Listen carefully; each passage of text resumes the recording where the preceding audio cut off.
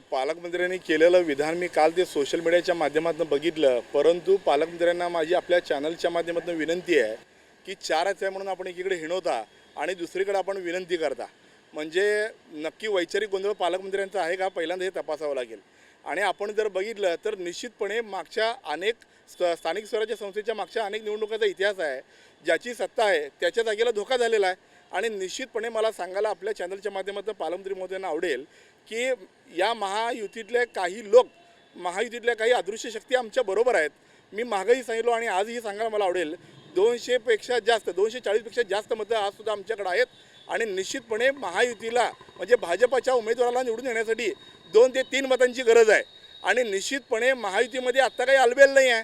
त्यामुळं माझी पालकमंत्र्यांना विनंती आहे की आम्हाला हिणवण्यापेक्षा जर खरंच ही बिनविरोधाची परंपरा आपल्याला चालू करायची असेल, बिनविरोध आपल्याला करायचा असेल तर निश्चितपणे आपण पहिल्यांदा हिणवणं बंद केलं पाहिजे. आणि महायुतीतल्या नेत्यांनी, महाविकास आघाडीच्या आमच्या वरिष्ठांना जर आपण विनंती केली तर या सगळ्या घडामोडी घडू शकतील. परंतु महाविकास आघाडीचा उमेदवार म्हणून निश्चितपणे ही निवडणूक झाली पाहिजे. ही निवडणूक निश्चितपणे आम्ही जिंकू एवढी ताकद आजच्या तारखेला आमच्याकडे निश्चितपणे आहे. आणि पालकमंत्री महोदयांना विनंती आहे की 2 मतं आता तुमच्याकडे जिंकण्यासाठी कमी आहेत आणि निश्चितपणे या निवडणुकीमध्ये चमत्कार झाल्याशिवाय राहणार नाही. आणि ही निवडणूक निश्चितपणे आम्ही जिंकू, मोठ्या फरकाने जिंकू एवढा आत्मविश्वास आजच्या तारखेला माझ्याकडे निश्चितपणे आहे. काय पालकमंत्री म्हणतायत एकीकडे की ही बिनविरोध व्हावी, बिनविरोध होईल का ही निवडणूक? निश्चितपणे बिनविरोध. बघा, मी एक कार्यकर्ता म्हणून या निवडणुकीत उतरलेलो आहे. मी आमच्या वरिष्ठांकडे मागणी केलेलो आहे. महाविकास आघाडीच्या सगळ्या नेत्यांना मी गाठीभेटी घेतो आहे. बिनविरोध जर करायचं असेल तर तुम्ही पहिल्यांदा आमच्या वरिष्ठांशी संपर्क साधला पाहिजे. परंतु वरिष्ठांकडून कुठलेही मला आत्तापर्यंत आदेश आलेले नाहीत. त्यामुळं निवडणुकीसाठी मी आत्ता सज्ज आहे. आणि निश्चितपणे मला एवढंच आपल्या चॅनलच्या माध्यमातून सांगायचं आहे की पालकमंत्र्यांच्या मनात कुठेतरी संकोच आहे.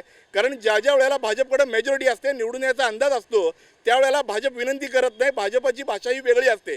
आपण महापालिकेला जर बघितलं तर पालकमंत्री महोदयांची भाषा कशी होती, नगरपालिकेला आपण जर बघितलं तर पालकमंत्री महोदयांची भाषा कशी होती, आणि आज जर आपण बघितलं तर पालकमंत्री विनंती करायला लागलेत.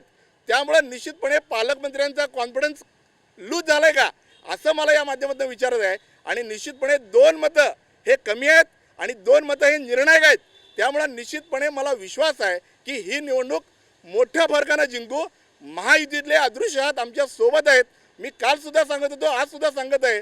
आणि या महायुतीच्या अदृश्य हातामुळे ही जागा महाविकास आघाडीची मोठ्या फरकानं जिंकेल हे मात्र नक्की असणार आहे.